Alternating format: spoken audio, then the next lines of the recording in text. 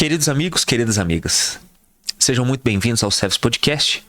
Hoje nós vamos falar sobre Platão e a doutrina da escolha das provas. Ao que nos parece, e pelo que Allan Kardec nos trouxe, a doutrina da escolha de provas, da sucessividade das vidas, da multiplicidade dos mundos, já existia muito antes do Espiritismo. Por óbvio que ela não estava tão bem explicada quanto do momento da codificação. Para conversar aqui comigo, de frente comigo, o Leonardo Alac, lá do Centro Espírita Amor e Humildade, né, Léo? Seja bem-vindo aí, como sempre. Muito obrigado. Para que a gente possa conversar disso aqui. Já aviso logo, né? A gente estava conversando aqui antes do nosso início, que é um tema bastante filosófico, né? Mas a gente vai tentar simplificar, trazer ele da forma mais simples possível. Então, pelo que nós temos dentro desse texto, Léo, a gente vê, então, Allan Kardec já falando aqui que o povo céltico, né, como a gente já tratou em momentos anteriores, já conhecia a sucessividade de vidas e conhecia também transmigração de almas. Mas esse era um conhecimento que era típico dos gregos também. Então Platão e Sócrates, sobretudo, e as escolas helenistas em geral, tinham a ideia de que depois que o corpo acabasse, existia uma continuidade de alguma coisa. Só não sabia exatamente o que. Como? De forma específica. Clara. Né? E o que é interessante é que os pitagóricos, e o Kardec vai citar isso aqui também, os pitagóricos também sabiam disso. E lembrando que Pitágoras, de certo modo, é um contemporâneo, né, de Platão. Então, lembrando que Pitágoras foi lá na Índia para poder conhecer essa doutrina, na verdade, para dar ratificação, porque ele já conhecia. Exato. Isso, né? Pode falar. É muito interessante, né? Que sobre a existência da alma, isso é nato. Isso é nato. Só que foi se aperfeiçoando desde os primórdios do homem primitivo e teve essa eclosão realmente na Grécia. Né? Mas não só na Grécia, né? Os gregos, eles beberam de diversas outras culturas e influências. Pitágoras, como um dos precursores da própria filosofia, não só a Índia, foi para o Egito, né? Sócrates também, Platão também, e beberam de diversas fontes. E para falar a verdade, inclusive atualmente, grande parte das culturas ainda são reencarnacionistas, né? E não por crença, mas por toda um estudo, por todo um desenvolvimento. Como você mesmo disse, o Espiritismo codificou essa doutrina, né? De uma maneira clara, de uma maneira específica e totalmente racional, que a gente vai ver. Exatamente.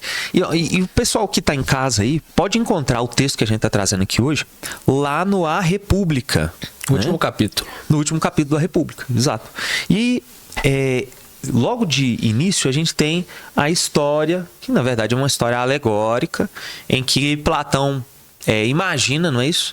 Uma história entre algumas personagens, né? Mas a personagem principal aqui é o Er. É o Er, né? E isso aqui a gente já falou, né? Mas é o Er. E essa personagem, ela em tese nasceu lá na Panfilha, foi morto em batalha e aí é levado à Pira, e a partir disso ele tem uma série de experiências. O Hugo já falou muito bem aqui que nós vamos simplificar, mas é sempre interessante, né, as pessoas procurarem, no mês de setembro, né, da Revista Espírita. Isso. Né? Então, para que realmente leia, e quando as pessoas leem a história que Platão... Imagina. A gente consegue entender como a ideia do Espiritismo, né, quando Kardec codificou, é ali o Espiritismo. Sim. É as questões do Livro dos Espíritos sobre a reencarnação, sobre como procede a reencarnação, mas é claro, de uma maneira mais simples, de uma maneira mais filosófica, alegórica, lembrando que os filósofos utilizavam, apesar deles tentarem cortar a mitologia para realmente alcançar a verdade, eles utilizavam da mitologia para para o povo entender. Então vocês vão ver, né, dentro dessa história alguns fatos mitológicos, o que os gregos acreditavam, mas sempre com o fundo da verdade, Sim. né, que eles estavam tentando alcançar. E só lembrando da diferença, né? Jesus usava de parábolas. Ou seja, ele contava uma história que tem um fundo moral que vai passar ao longo do tempo.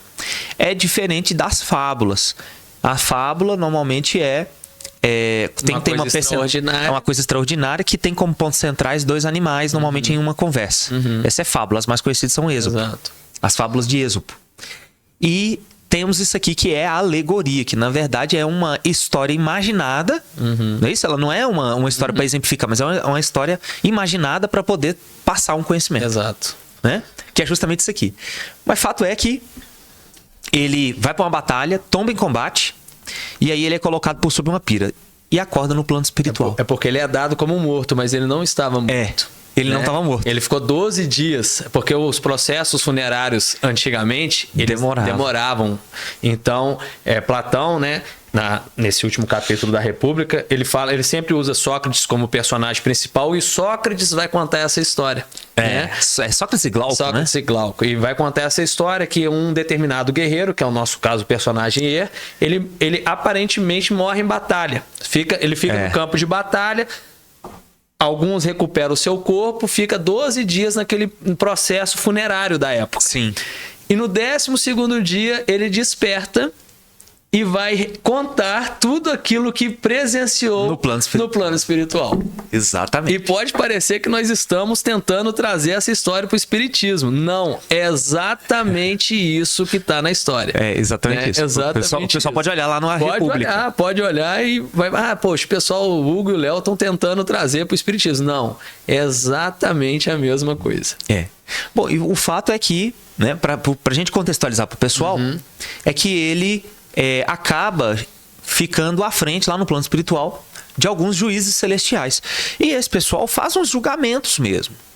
Então, alguns que erraram muito na vida, que prejudicaram as pessoas, mas sobretudo aqueles que eram assassinos, pessoas tirânicas, né? Pessoas tirânicas. Essas tinham um verdadeiro suplício à frente delas. Enquanto aqueles que praticavam o bem tinham na mesma medida de justiça, isso fica muito claro, as recompensas. E daí isso reflete o espiritismo. É claro que tem os seus paralelos, né? A gente sabe que a doutrina dos espíritos, Kardec fez muito bem isso, a gente já comentou. Só que todas as culturas têm inconscientemente têm um entendimento do que é a vida espiritual. E isso aconteceu novamente neste caso. E essa questão sobre o julgamento, isso é a coisa mais natural. Porque, como um princípio de justiça, nós sabemos que existe um julgamento. É claro que a doutrina dos espíritos não mostra o julgamento como outras pessoas acreditam, que é um Deus que vai julgar de uma maneira dura, né? Outras religiões, por exemplo, os egípcios tinham o mesmo julgamento, só que era uma balança, onde tinha uma pena e o coração do julgado tinha que ser idêntico ao da pena, ou seja, tinha que ser puro, tinha que ser leve. Né?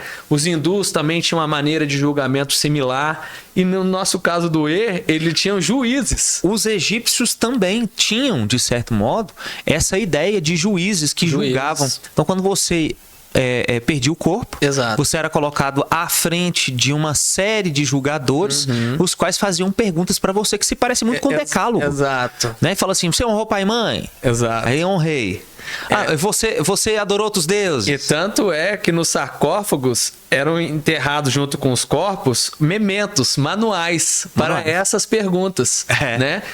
E o mais interessante é que o final do julgamento, né, a gente está comentando sobre os egípcios, se ele não passasse, ele retornava para reencarnar. Exatamente, para poder ter uma possibilidade de reformar tudo aquilo que não tinha feito. Exatamente. E como já falamos, os gregos beberam dessa fonte. E então, daí vem essas, não só ideias, né? Mas é uma coisa lógica, isso é lógico. Né? Porque a doutrina dos espíritos vai nos trazer com mais clareza isso. Mas como a gente estava falando sobre os paralelos, graças a Deus, né? Pela doutrina dos espíritos, a gente vê que não existe um julgador, Deus, é a nossa própria consciência. Sim. É a própria consciência nossa espiritual que vai sentindo essa necessidade de reparações dos nossos próprios erros, dos nossos próprios vícios e tudo mais. E a gente vai encontrar muito isso nessa história do porque ele vai encontrar pessoas que cometeram equívocos, né? Assassinatos, roubos, tirânicos, pessoas tirânicas, e vai ver essas consequências. Você sabe que você falando desse jeito aí, eu lembrei de uma história contada inclusive pelo Sérgio Vilar. Até comentei ela ontem com o Valdenir. O Sérgio, ele era um bancário, né? E ele estava na cidade de Valinhos, São Paulo. Quando ele estava chegando para uma solenidade num clube, um compromisso num clube, ele foi abordado por 2 indivíduos. E esses 2 indivíduos eram 2 jovens, rapazotes mesmo, né? E empunhavam armas de fogo. E rendem ele. Quando eles rendem ele, ele fala assim, aqui, ó, vai tocando aí e tal. Eles entram dentro do carro, vai tocando aí, toca aí, toca aí. E um deles era muito ríspido com ele. E o outro era mais ameno. Um deles sentou ao lado dele e o outro sentou no banco de trás. O do banco de trás, muito rude e ríspido, e o do banco da frente amenizava as coisas. E aí, enquanto eles iam tocando, eles iam fazendo todo aquele teatro de assalto, né? De violência. De assalto, de violência. E no chão, no assoalho direito, tinha o Livro dos Espíritos e o Evangelho segundo o Espiritismo. Estavam no chão. O rapaz, quando ele sentou ali, né? O infrator, né? Sentou ali. E ele viu que tinha aquilo ali. E ele perguntou ao Sérgio, né? Falou assim, o que é isso aqui e tal? Aí ele falou do trabalho, começou. Porque aí eles mandaram ele andar por uma estrada vicinal que dava dentro de Campinas. Saindo de Valinhos. Então você pensa, ia ser mais de hora. É uma estrada de terra. Isso nós estamos falando de um negócio de 40 anos atrás, tá? Fato é que durante essa viagem de 40 minutos, 1 hora na estrada de terra, esse rapaz que estava durante o assalto com o Sérgio, pergunta para ele essas situações do Livro dos Espíritos, do Livro dos Médiuns, e o Sérgio vai explicando o trabalho dele, o que era a doutrina, e ele vai ficando interessado, e o outro, enquanto isso, brutalizado. Quando eles chegam no destino, lá em Campinas, eles chegam num bairro mais afastado, e eles falam assim, aqui, pode parar aqui, e ele manda ele desembarcar, ele desembarca do veículo. E aí ele fala assim, olha, vocês podem levar o carro, tá tranquilo, tem seguro, não tem problema, não faça nada comigo. Mas eu queria só que vocês, se puder, me devolvessem meus documentos, porque senão eu vou ficar complicado. E aquele que era rude falava assim, não vamos devolver nada e tal, aquela coisa. E o mais ameno fala, não, que o tio, começou a chamar ele assim, né? Não, o tio foi bacana com a gente. O tio veio, conversou com a gente, explicou coisa pra gente, e eu quero, vão devolver. E aí, demoveu o outro. E eles devolvem, de fato, os documentos do Sérgio, né? E aí, o carro vai embora, o Sérgio vai ali, aí aciona as autoridades, o seguro e tal. E o carro é achado dias depois, abandonado, né? Num determinado local. Fato é que 20 anos se passaram. 20 anos se passaram. E muitos anos depois aí, numa mesa mediúnica, um espírito comunicante se apresenta e diz assim, ô tio, tudo bem? Como é que você tá? Aí o Sérgio falou assim, não, você desculpa, eu não tô lembrado. Você lembra de mim? Eu falei, não tô lembrado de você e tal. Ele, não, tio, você não lembra de mim não? Lá em Valinhos e tal, aquela situação. Contou o incidente e falou, eu lembrei agora. Mas o que aconteceu com você? Né? Tantos anos se passaram e tal, eu queria saber o que aconteceu com você.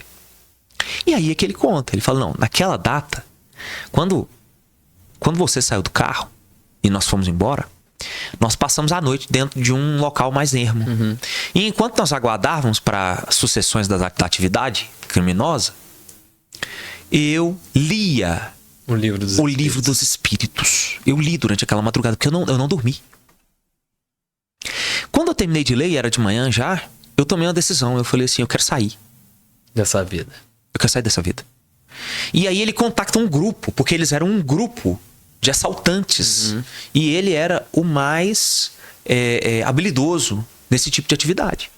O grupo falou: olha, se a gente deixa você sair, contanto que você faça um último roubo. E aí ele concorda com isso, porque ele iria sair, e naquele último roubo ele acaba trocando tiros com a polícia e desencarnando. É isso que acontece, é o que ele conta. E aí quando ele chega no plano espiritual, ele é auxiliado. Ele passa por um período de perturbação, mas ele é auxiliado. E aí ele vê todas as questões e ele fala assim: olha, eu vi muitos outros, porque eu roubava, eu tirava as coisas dos outros, mas eu nunca matei. Porque aqueles que tiravam, que ceifavam a vida do outro, esses chegaram numa situação muito complexa. Muito pior, né?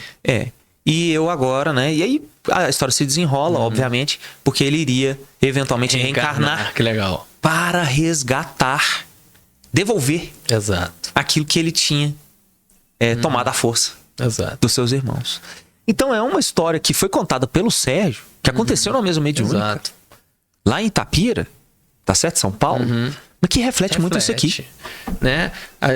Nós falamos que inclusive, né, tem uma parte na Revista Espírita que Kardec fala: a reencarnação era algo que ia contra os nossos princípios e ideais. Veja só. Né?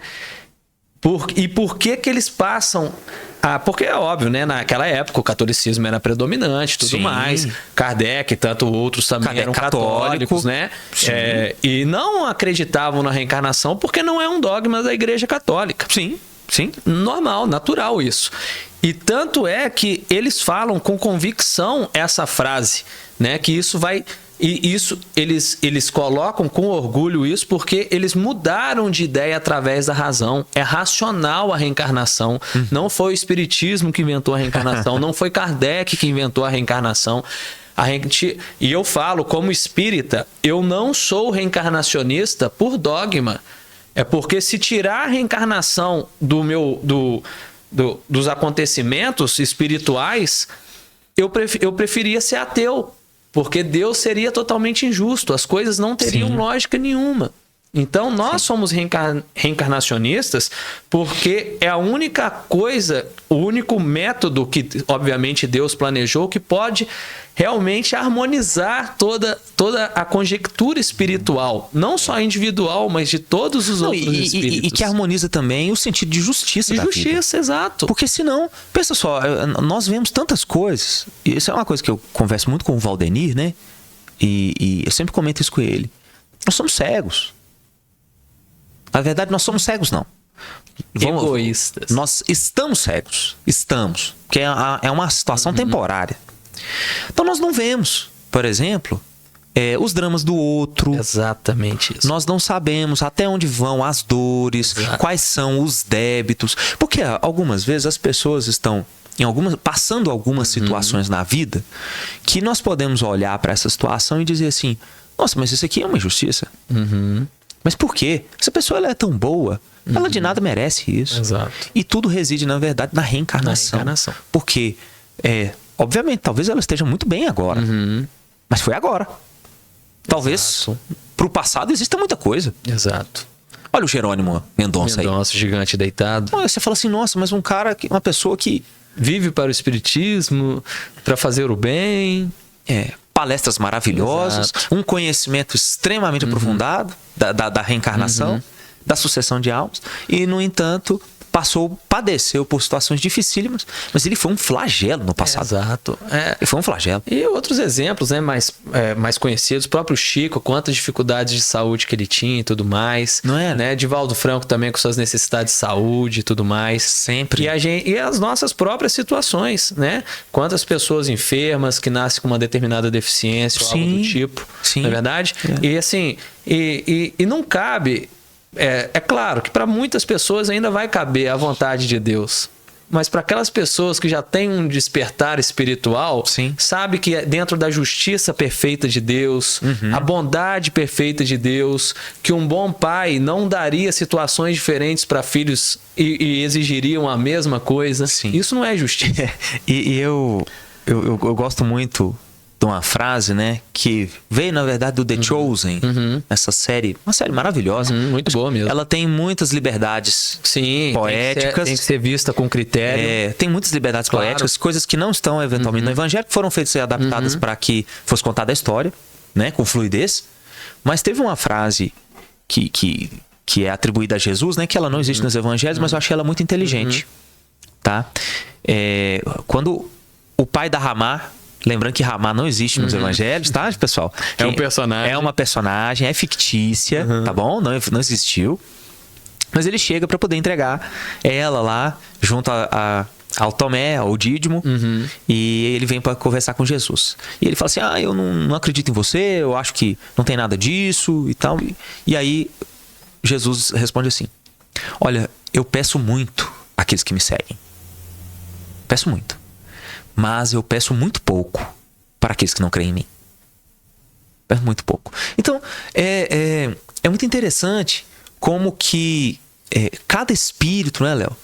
Cada pessoa tem o seu momento, Exato. Sua profundidade. Exatamente. E respeitar isso parte do nosso entendimento quando a gente está falando de sucessão de vidas. Essa sua história que você contou, que eu não conhecia, e tenho certeza que o pessoal de casa gostou bastante também, porque me fez lembrar duas histórias, né? Sim. A primeira do Bom Ladrão. Do Dimas. Do Dimas, né? Que é um dos ladrões que foi crucificado com Jesus do lado direito. Naquele momento de arrependimento, a mesma coisa.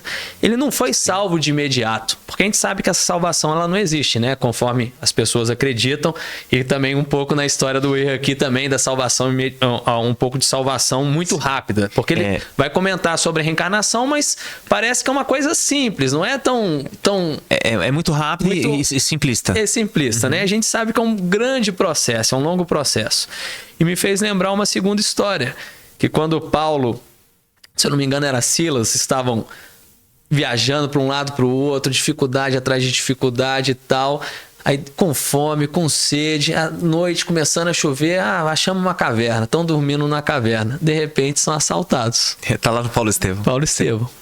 Eu não lembro se era o Silas, se não for me perdoa. É Silas ou Silano. Ou Silano, né? Isso.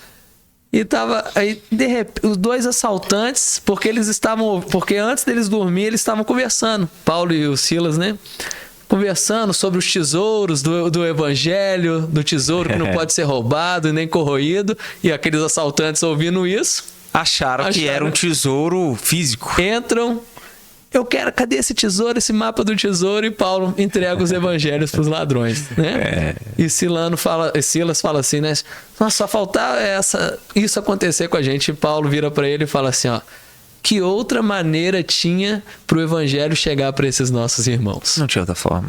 E talvez eles fossem ler ali. Exato. Né? E eventualmente acabaram lendo. E a mesma história que você contou. Sabe que eu lembrei de Paulo Estevão, na hora que o Sérgio estava contando isso, isso foi durante um evangelho no lar ou uma reunião pública do CEPAC, que ele estava contando isso.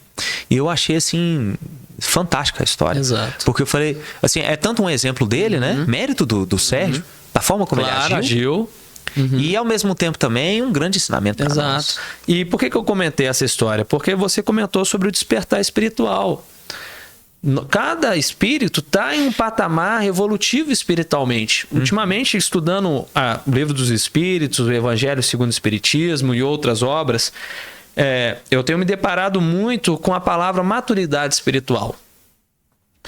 Porque não adianta também nós queremos que as pessoas entendam sobre a reencarnação. E às vezes não vai entender, Hugo, não vai. Não, e pode demorar. Pode várias demorar. vidas. Só que acreditando ou não acreditando, a lei de Deus, que é a lei de causa e efeito, que rege o universo, ela vai estar presente e vai acontecer. Sim. E para ser bem sincero, é claro que nós devemos estudar a reencarnação, mas a reencarnação ela deve ser uma ferramenta para o nosso aprimoramento moral, para nossa necessidade, porque quando nós entendemos o mecanismo das leis divinas, e a reencarnação obviamente é uma delas, Sim. nós passamos a ajudar a nossa maturidade espiritual. E quando nós vamos nos maturando, nos despertando cada vez mais com entendimento, não só da reencarnação, como diversos, nós vamos tendo um incentivo maior para nos aperfeiçoarmos, nós vamos termos aquela necessidade mesmo de combater os nossos vícios. Nessa história mesmo, o Er fala muito dos vícios morais, mas também fala das virtudes, como também tem os virtuosos. Sim, e fala sobretudo, vou até passar aqui, tá? Fala sobretudo também da questão dessa regra de causa e efeito. E é até interessante porque lá na história ele fala que um crime seriam 1000 anos de expiação. Por óbvio, nós sabemos que a doutrina de justiça de Deus, nosso Pai, ela não é tão matemática assim. E fique bem claro que isso aqui foi a maneira que eles conseguiram abordar este tema. Sim. Tá, pessoal? Isso aqui não é o que a doutrina fala. Nós estamos fazendo paralelos com o que a doutrina nos coloca e que realmente a lógica nos mostra que é a verdade. E o que é interessante, assim, que é um relato que nos chama a atenção. Ele fala dessa personagem, que está até ali na parte direita inferior, do Ardier, tirano, parricida, fatricida, matou, né, várias pessoas da própria família. E é muito interessante porque ele fala que enquanto da chegada desse rapaz lá, entidades espirituais da pior estirpe não deixavam ele sair, o arrastavam de volta para as profundezas de onde ele estava. Então, eu vejo que isso aqui, de um modo muito alegórico, né? Ou seja, é uma história fictícia, mas ela está refletindo o que nós temos relatado, por exemplo, pelo Camilo Botelho, no Memória de um Suicida. Espíritos ali sendo aprisionados, sendo arrastados, chicoteados, sofrendo grandes agruras por causa de suas decisões. Ali, naquele caso específico, era por suicídio. Mas nós temos os vales dos criminosos. Exato. E fazendo um outro paralelo, né? Que deixemos bem claro, uma outra referência mais moderna, inclusive, Dante Alighieri, quando retrata o inferno de Dante Alighieri. O inferno de Dante. É uma plena característica de um desdobramento espiritual onde foi retratada essas zonas inferiores. Perfeito. Onde tem os alcoólatras, tem os que abusaram do sexo. Toxicômanos. Exato, né? Então, só que a gente sabe que a mediunidade é muito complexa, ainda mais quando é apresentada por pessoas que desconhecem os trabalhos mediúnicos. E aí a gente acaba trazendo a concepção pessoal nossa, da filosofia nossa, para retratar aquilo. Exato. Né? Gente, isso aqui é tão interessante, Léo, a gente falar isso aqui. Ontem nós estávamos estudando Evangelho aqui, sabe? E nós estamos ensinando aqui no SEBS como interpretar os textos bíblicos. Não apenas como ler, mas como interpretar elementos históricos, circunstanciais e, sobretudo, também de costumes e cultura. E aí a gente se depara exatamente com isso quando a gente está falando de evangelho. Exatamente. Que parece muito com isso aqui. Por exemplo, se você pega o evangelho de Mateus, você vê assim, qual que é a característica principal do evangelho de Mateus? Provar que Jesus é o Messias prometido. Exato, através das profecias do Antigo E aí você vem uma profecia atrás da outra sendo cumprida, sendo cumprida, sendo cumprida. Mas quando você passa para Marcos, aí você tem um evangelho que mostra Jesus e os apóstolos em uma ação ininterrupta. Então é o maior, eu gosto de brincar com isso, né? Eu falo assim, é o maior evangelho excomungador. Porque o tanto que tem de cura. E o tanto que tem de expulsão, né? Eu vou usar exatamente o que tá lá, tá? Exato, Tá certo? Expulsão de demônios. Nós sabemos que não é expulsar, né? São nossos irmãos, merecem a nossa maior respeito, mas é o que tá falado lá. Da época. É da época. Tá? Então, o que tem nesse evangelho, por quê? Porque Marcos era discípulo de Paulo de Tarso. Exato. Era jovem. Era muito jovem. Refugou da missão junto com no primeiro Paulo. Momento. Isso. E ele volta para Jerusalém. Quando ele volta para Jerusalém, de certo modo ele está um pouco arrependido. E aí ele quer mostrar essa ação, esse trabalho no bem ininterrupto. Porque essa era a necessidade dele. Então você vê que até os evangelistas fazem isso. Exato.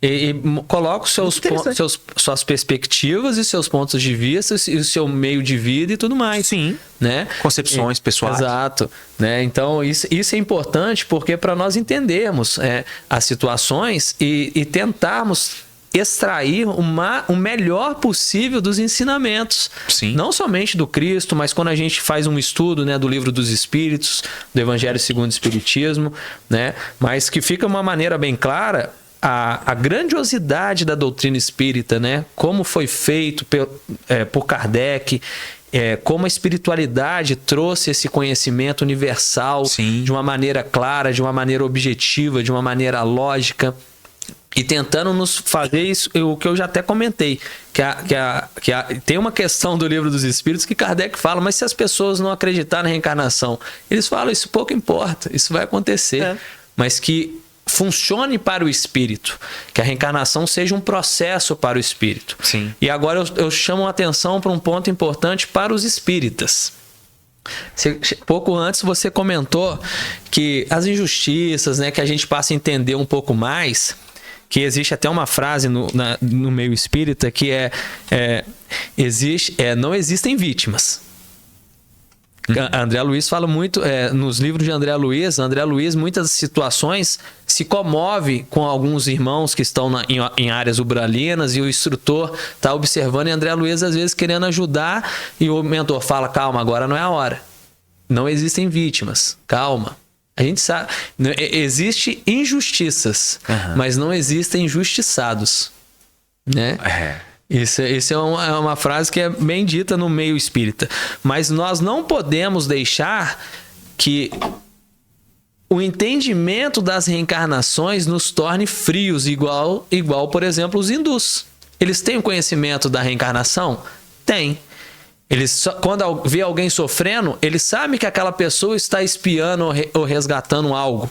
Mas eles utilizaram da reencarnação para dividir as pessoas como castas. Existem as castas no meio hindu e isso esfria as pessoas. O espírito ele não pode olhar para o seu irmão que está em aflição e falar assim, olha, você mereceu. Mereceu. É isso aí. Está espiando. Não.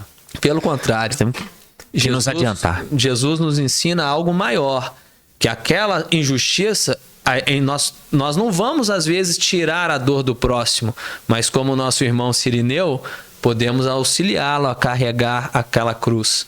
É isso que Jesus nos ensina. A reencarnação não é um castigo para se expiar. Pelo contrário. Deus não queria que nós reencarnássemos sofrendo. Pelo contrário. Né? Mas se nós tomamos o caminho errado, e a reencarnação é importante chamar a atenção para a nossa responsabilidade, para o nosso livre-arbítrio, pelas nossas escolhas. Não é verdade? Sim. Então, nós poderíamos ter muito menos aflições do que temos hoje. Perfeito. Que se resume na frase de Jesus: amar a Deus sobre todas as coisas e amar ao próximo como a si mesmo. Né? Porque quando nós olhamos para o outro sobre a lente da empatia, do entendimento, nós conseguimos auxiliar todos que estão. Exato. E lembrando que a gente auxiliando o outro, a gente auxilia a si mesmo. Nós mesmos. Né? Essa é a temática. E isso é uma coisa que as pessoas não conseguem entender. Que Deus colocou por sobre a evolução dos seres um sistema de retroalimentação. É um sistema de retroalimentação para tudo. Então, se eu ajudo o outro, eu estou me ajudando. Se eu estou numa posição superior, eu desço à posição inferior para auxiliar. Assim como tem alguém em cima nos auxiliando. Exatamente. Então, um sistema de retroalimentação. Aqueles que estão na ignorância, então aquele que já subiu aos patamares do entendimento, desce para poder auxiliar. Então, um sistema de retroalimentação o tempo todo. Né? É muito interessante entender isso. E eu queria só pontuar aqui com a gente, ele fala sobre o abismo. Que todo mundo que tinha feito erros na vida tinha um letreiro nas costas. E quem era virtuoso tinha um letreiro no peito. Ou seja, se a gente for trazer aqui para o espiritismo, quem fez o bem está gravado no coração. E aqueles que erram está gravado no perispírito. E legal essa analogia, mas a analogia também interessante é porque quem sobe de frente e vem escrito no peito. Quem desce é visto pelas costas. Interessante, né? Interessante. É uma alegoria muitíssimo interessante. Muitíssimo interessante. Né? Olha lá, ó. Recebe o letreiro em seu peito. O julgamento favorável. Exatamente. Bom, isso aqui é só um comentário rápido, né? Mas em certa maneira, a personagem principal acaba vendo o fio dos destinos que levam aos vários mundos. Né? Isso está de forma muito alegórica ali, mas num resumo muito simplista, quem quiser ler, leia depois, mas existe o fio dos destinos das almas que vão levar aos vários mundos, que nós podemos comparar com primitivo, provas e expiações, regeneração e assim vai. Exato. Né? E mais uma vez, era a forma que eles tinham de representar isso. É claro que a doutrina a gente tem um conhecimento, mas na época eles não tinham esse conhecimento. Mas chama atenção ainda pela aquela frase que está ali embaixo. A virtude não pertence a ninguém. Alia-se aquele que a dignifica e abandona quem a despreza. Cada um é responsável pela escolha que faz. Deus é inocente. Essa frase me chamou muito a atenção, né? Deus é inocente. Por quê? E isso está na República, né? Tá no capítulo que é a analogia de que cada um vai colher aquilo que plantou. Sim. Deus não tem nada a ver com isso, dos castigos ou das virtudes. Nós somos responsáveis pelas nossas virtudes, de alcançar as virtudes. Sim. E vamos arcar com as consequências, infelizmente, também dos nossos atos de equívocos, né? Vamos dizer assim. Perfeito, é né? isso mesmo. E ação e reação. Exato. Deus é inocente, né? Bom, muito bacana. E ele vai falar também do catálogo de destinos. Então, cada pessoa que... A gente vai na vida... Eu gosto dessa frase do Bezerra de Menezes. Ele fala assim: o homem vai na vida plantando boas e más ações. Porque não há um que não tenha feito de umas e de outras. O mais puro dos espíritos já teve os seus erros. Por isso vivo minha vida. Aí ele vai dizendo, né? Ele vai seguindo. Mas reside exatamente nisso. Porque na vida nós temos muitas oportunidades de escolha. E a gente pode, eventualmente, cair em erros, em acertos. E o ponto específico desse catálogo de destino aqui que ele fala é que na hora que a gente vai reencarnar, nós escolhemos a natureza de provas. Exato. E isso tá bem claro no Livro dos Espíritos. Até fiz umas anotações aqui, que a gente não tem a cabeça tão boa, né? Das questões 258 a 273 no Livro dos Espíritos.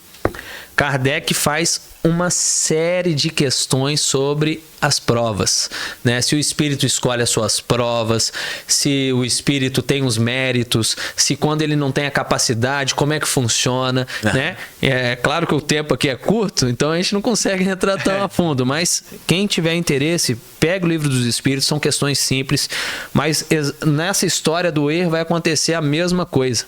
Quando ele está no plano espiritual, ele vê diversos espíritos. Uns que estão vindo do céu, digamos assim, mais uma vez é a alegoria deles. Sim. Estão vindo do céu, e outros que estão vindo dos abismos, né? E da própria terra. Há alguns espíritos que estão vindo da própria terra. E eles estão escolhendo provas. Quais as provas que eles vão escolher?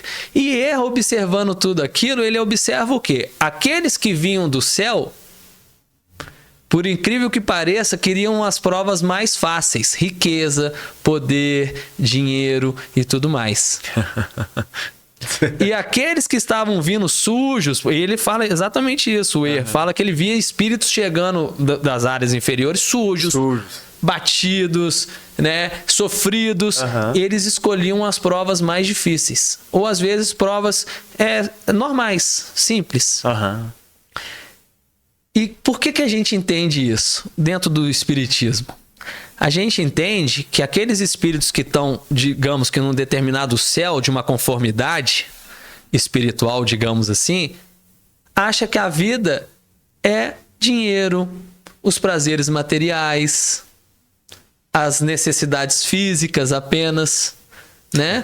Os prazeres mundanos. Sim. Só que aqueles que já passaram por um determinado sofrimento e por um determinado entendimento já sabem que não é essas situações que evoluem o espírito, mas sim a necessidade de transformação. E é isso que o Livro dos Espíritos e Kardec, a espiritualidade, nos coloca muito bem.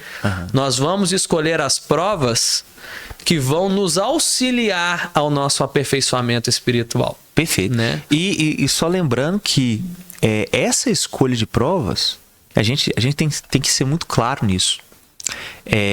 A maioria de nós Normalmente quem escolheu as provas para nós foram outros espíritos. Exato. Nós ainda não temos a capacidade de escolher as provas. Isso vai acontecendo com a evolução do espírito.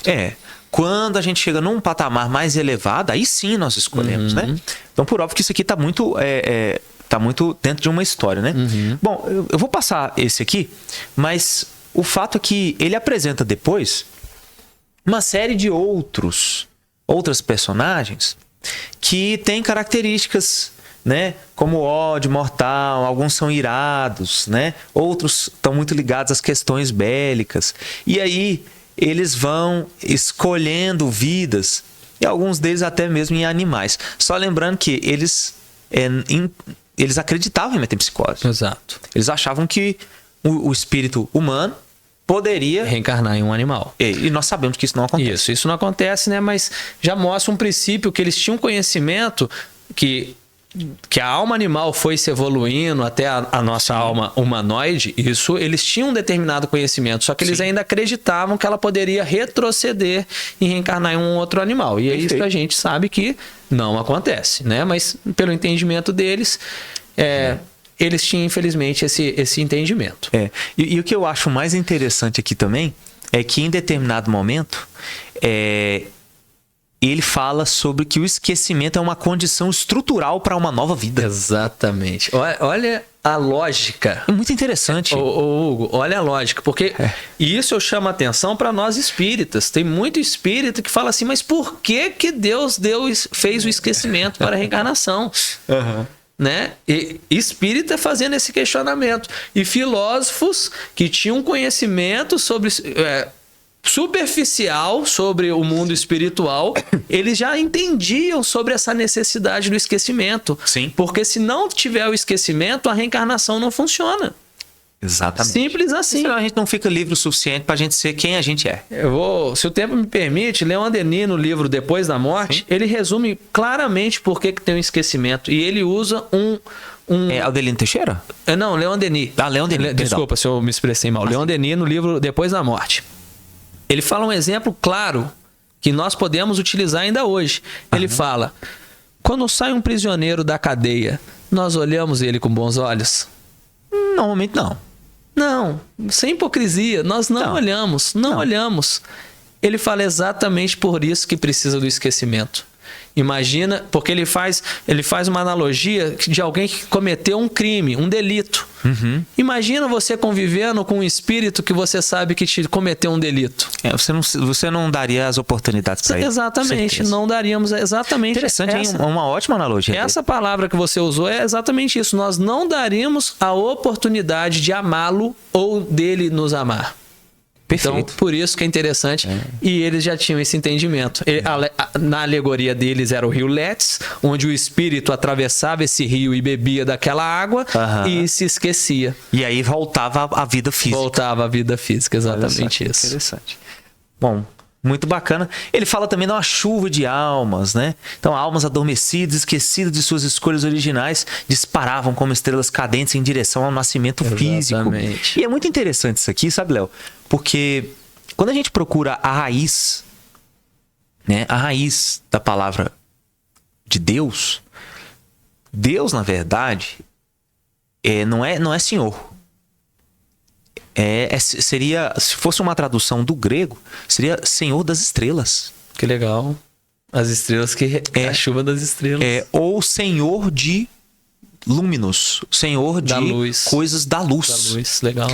E aí é muito interessante porque o Espírito da Verdade dá aquela comunicação em 1864 e ele diz assim, e como um exército a se mover sob suas ordens, vem como estrelas cadentes luminosas para trazer a verdade. Que é exatamente isso aqui. Que legal, que bacana. Então a gente tem dentro dessa alegoria grandes verdades que estão entrepostas, né? Estão entrepostas por uma situação de uma forma épocas, de falar, da época, forma de falar, forma de entender, cultura. Mas no fundo tá aqui. Exato. Né? Então é o Senhor das estrelas, o Senhor dos pontos luminosos. Deus é isso aí. Exato. Bonito, é interessante, né? Prontas para viver o roteiro que elas mesmas aprovaram. Bom, e aí a gente vai chegando ao final. a gente vê uma convergência aí que Kardec vai fazer, né? Que é a pluralidade das existências, tudo que a gente falou, né? Planejamento reencarnatório, lei de causa e efeito. Aí fala, né? A máxima Deus é inocente, lei de causa e efeito e livre-arbítrio. A gente tem uma responsabilidade intransferível. E o Rio Let's, como você tinha falado, é o mecanismo divino para garantir o foco da prova atual. Exatamente. Né? Para que a gente possa dar oportunidade para quem errou, sem se recordar e julgar o outro antecipadamente. Isso só acontece em mundos expiatórios como o nosso. Nossa, estamos aí na luta. Vamos que vamos. Bom, acho que a gente vai ficando por aqui, né? Com essa grande lição moral aí, né? Que é falada aí pelo Sócrates. O pior dos destinos é aquele que torna a alma injusta. O melhor é aquele que incessantemente conduzirá à virtude. Tudo mais, nada significa. Então, acho que fica essa mensagem para a gente Exato. parar de buscar as ilusões do mundo para buscar a verdadeira riqueza espiritual, que é inenarrável e insubstituível. E aproveitar a oportunidade dessa reencarnação, né, de entendendo ela, porque apesar de esquecermos da grande maioria, nós não esquecemos completamente. É só olharmos para nós. Conhece-te a ti mesmo. Nós vamos saber exatamente quem nós fomos no passado. Muita gente quer saber. Então, olhemos para nós. Sou orgulhoso? Vamos combater com humildade. Somos egoístas? Vamos combater com caridade. E assim, procurando a virtude que não só Sócrates, né? Mas principalmente Jesus espera que nós alcancemos. É isso aí. Bom, a gente vai ficando por aqui. Obrigado por sua participação aqui com a gente. Sempre. E fica já o convite aí para a nossa próxima gravação da Revista Espírita 1858. Pessoal, dá uma visitada no nosso site. A gente tem muito material, muito conteúdo. A gente cria muita coisa aqui, inclusive tanto presencial quanto também materiais de inteligência artificial que nos ajudam no entendimento do espiritismo. Tá tudo aí para você. Inclusive a gente tem um conjunto novo agora de materiais, tá lá no nosso site www.vinhasdosenhor.com, em que você encontra todas as apresentações do Livro dos Espíritos, do Livro dos Médiuns. Você encontra capítulo por capítulo do A Gênese, tudo muito bem explicado, assim como a gente trouxe aqui hoje. A gente fez esse trabalho, inclusive nós estamos, a partir de agora, conjugando esforços com outras casas espíritas para que as pessoas conheçam esse material. Então a gente fez isso, não tem logomarca do SEBS, não tem inscrição, não tem nada. É um material totalmente, eu diria, limpo, para que quem quiser usar possa utilizar e fique o mais livre possível para poder divulgar a doutrina espírita, que é a maior caridade que nós podemos fazer. Caridade. E por fim, uma mensagem final para você. Se você estiver passando por dificuldades, se você estiver com dúvidas da vida, não fique com dúvidas. Tudo passa. Todos os problemas passarão. Todas as dificuldades poderão ser superadas. E se eventualmente houver no nosso caminho alguma prova que tenhamos que suportar por conta dos acontecimentos do passado, confiamos em Jesus, mas acima de tudo, confiamos em Deus, nosso Pai, que nunca nos falta e nunca nos abandona em nenhuma oportunidade.